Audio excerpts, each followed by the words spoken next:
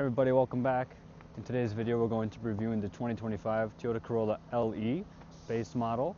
Before I begin, I want to give a quick thank you to God for allowing me to do what I love and to continue to let me do what I love. Also, a quick thank you and shout out to Interstate Toyota, to my friend Lucas. If you need this Toyota or any other Toyota and you're in the area, pop in. Lucas is a great guy. We'll help you out. We'll help you find the best car for you. Let's get it done.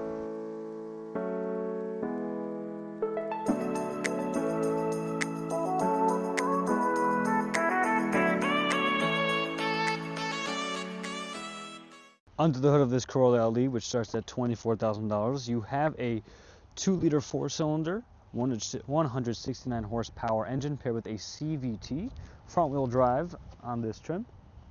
This can get you from 0 to 60 in 8.3 seconds. Mile per gallon at the pump is about 35 miles per gallon. So, and you can really push that to over 40, depending on how you drive. Looking at the side here, you do not get any sporty rims. You have the basic silver-plated rims, but again, this is a base model car. This is a budget car, so this is obviously nothing to be ashamed of. You do not get turn signals on the windows, which is unfortunate, but not to be surprised in this segment. Rear lights is not the rear light is actually nice. It goes across the trunk back here. Opening up the trunk, you have your basic sized small sedan trunk, so that nicely spaced. Popping to the rear seat of the vehicle. The seat in the front is pushed back to where it would be if I was sitting in there. And popping in, legroom is actually very, very nice. Obviously, my knees are in the seat in front of me. However, being that there's air here and not actual seat, it's surprisingly comfortable. 2 USB-C ports in the back, which is good to have, especially if you have kids. No air vents, unfortunate, but not surprising in this segment. The seats themselves are a simple black cloth. Pretty comfortable, honestly. Toyota has very comfortable standard cloth seats. Dual cup holders, great to see that. A lot of cars these days do not have, unfortunately, in the back. For example, the Chevy Trax does not have cup holders in the back. You have a light back here. Looking at the door, you have soft touch plastic with a plastic door handle. Obviously very, very basic, but overall very comfortable in the back seat. Headroom is very good. Moving towards the front of the vehicle. Obviously your traditional door opener. Ooh. Nice height as well. Moving to the front. Ooh. On the LE trim, you do get a smaller screen, but we'll get to that in a moment. Starting up, you have a push button start, which is nice to see on a base model car. You don't get a fully digital display. You have 2 analog and a small digital display, which is good for the long run. Nothing to be ashamed of. Moving towards the screen, you do have a smaller screen than the higher trims, but this screen is nothing to be ashamed of. This looks to be about an 8-inch screen, 7 inches maybe, touchscreen, quick, intuitive, your basic Toyota infotainment system. Steering wheel is plastic wrap. Non-leather wrapped, we'll call it that, with a nice sporty black plastic down here. Overall, Toyota logo is nice. The horn, I don't want to honk in the dealership, sorry everybody. Overall, that looks nice. The gear shifter is this is soft touch plastic. Wireless phone charging on a base model car is exemplary. I think that's the word. A USB-C port, which is good to see. That is something you're going to find in a lot of new cars now. They're getting rid of the regular USB ports and putting in the USB-C ports. So make the switch. If you haven't, it's time to make the switch. Dual cup holder and a cute little center stack with a USB-C port and a cigarette lighter. That's very nice to see that there's a cigarette lighter in here. Most cars are moving away from that. You do have this nice this nice cloth material that is found throughout the cabin on the door handles as well. Moving over the dash, you have soft touch plastic all around with a nice, that's a nice plastic trim. And your regular size, just your average glove compartment. Honestly, I don't know why I even do that. Most glove compartments look the same. It's just something to talk about. Air vents have a very nice, cool look to it. Overall, this, this dashboard is very impressive for a base model car. Blind spot monitoring is standard on this vehicle, which is very, very impressive, and makes me very happy to see that, because a lot of manufacturers now, unfortunately, moving away from the standard blind spot monitoring system on their base model vehicles. Blind spot view without the monitors is still pretty good. Rear view is good, and let's see how this bad boy performs on the road. And we're about to get set off with the Corolla LE. As you can see, the grille is a nice grille. It's not as sporty as the top trims, but still have a nice black mesh style right there.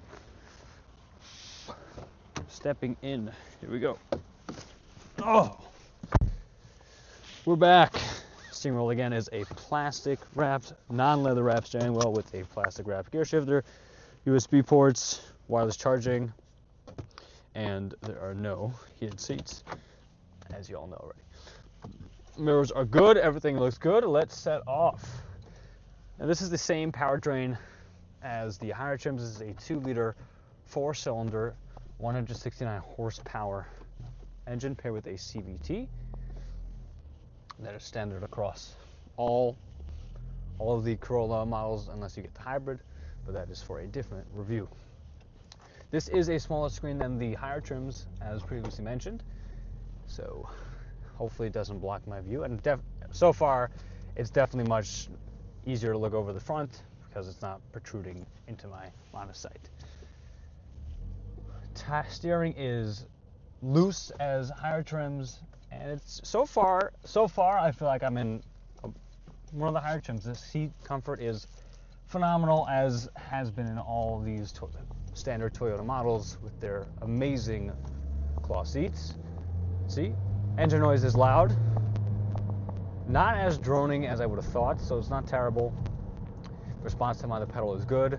Brake feel is a little bit lax, to be honest. It's not as tight as I would like, but it's not uncomfortable, so we'll let that pass. Visibility over the front is good, as this screen is not protruding. Ooh, that is a tough turn. Maybe it's the turn. Nah, that's just a tough turn. Blind spot monitoring is standard on this trim as well. This is the base model, so that means it's standard on all Corolla trims.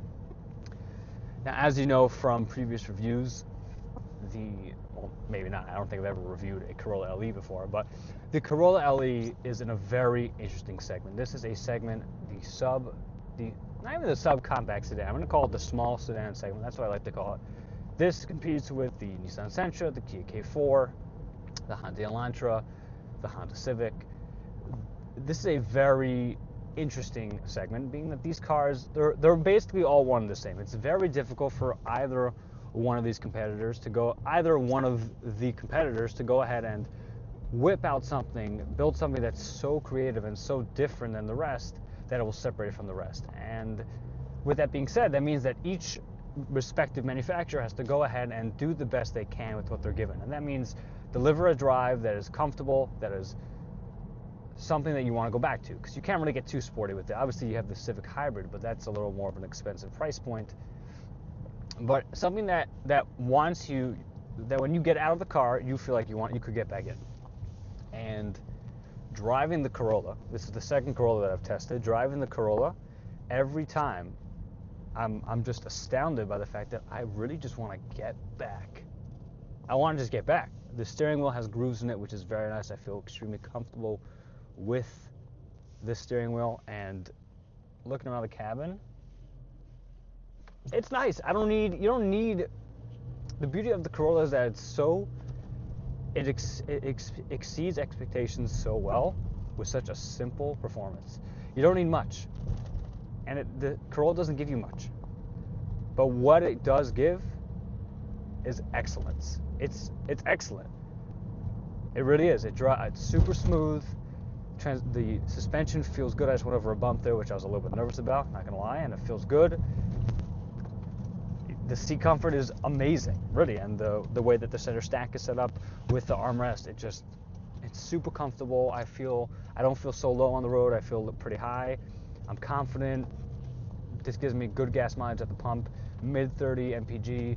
0 to 60 time is not good, 8.4 seconds, but again, this car isn't built to do that. This car is built to be a budget-friendly family mover, and this being a budget car, it's amazing. The fact that this is a budget car really, it astounds me.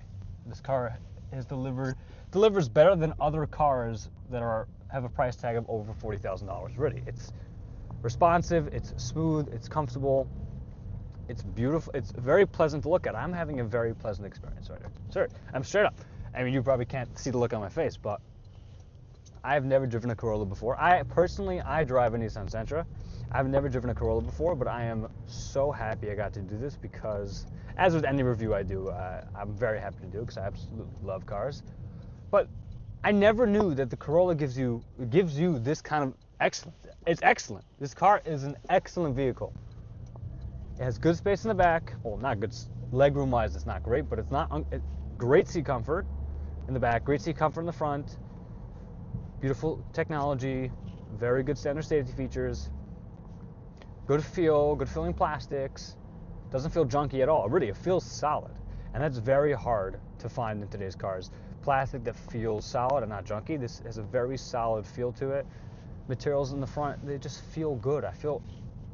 Yes, did I say, am I spending money on a budget? Yes. But do I feel like I'm compromising anything? No, I really don't. I feel like I am getting the best bang for my buck with this purchase, straight up. I don't feel like I'm not compromising legroom. I'm talking about the front right now. I'm not compromising trunk space. I'm not compromising seat comfort. I'm not compromising safety or technology. This Corolla comes with it all. Is it the most powerful? No. Does it make a lot of noise? Not a lot. Does it make noise? Yeah. Is it gonna win a race for me? No. But is this something that when I get out of the car, the only thing I can think about is I can't wait to get back into that Corolla, or dang, that Corolla was impressive. Yes. The answer to that question is yes. Ladies and gentlemen, the 2025 Toyota Corolla has my stamp of approval, and this is the base model. If I'm saying this about the base model, then for sure the higher trims are even better. Thank you everybody for watching. Please hit subscribe, like, share. Again, thank you to Lucas from Interstate Toyota. For all your Toyota needs, go to him. Great guy, knows a lot about cars, knows a lot about what's best for you, and he will help you every step of the way. Thank you everybody for watching. Have a wonderful day.